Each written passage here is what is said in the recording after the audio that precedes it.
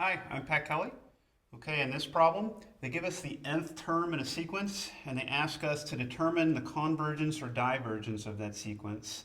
They also say, I didn't write this down, but if it converges, they'd like to know the limit, so we'll give them that if this one converges. Okay, so these problems, when they go well, they go really well. So let me show you with this one. The way I would start really any of them is I'm going to suggest your number one tool will be the limit.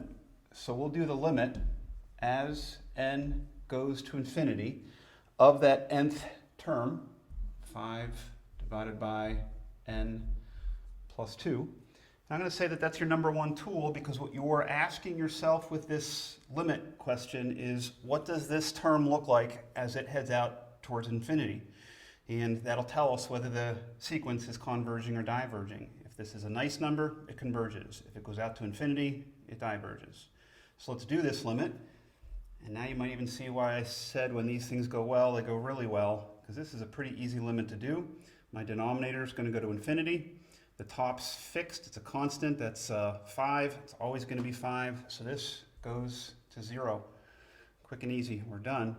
What we found is that this sequence does converge, because I have a nice answer.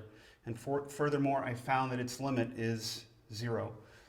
As part of the answer, so the limit is 0. Those are the two things they wanted.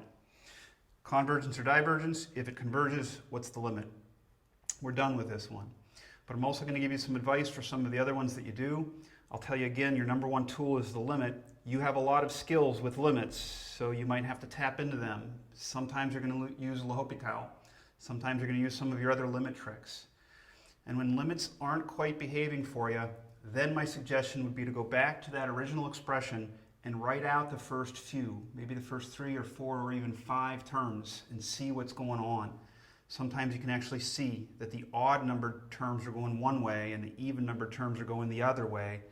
That's going to suggest divergence. Okay?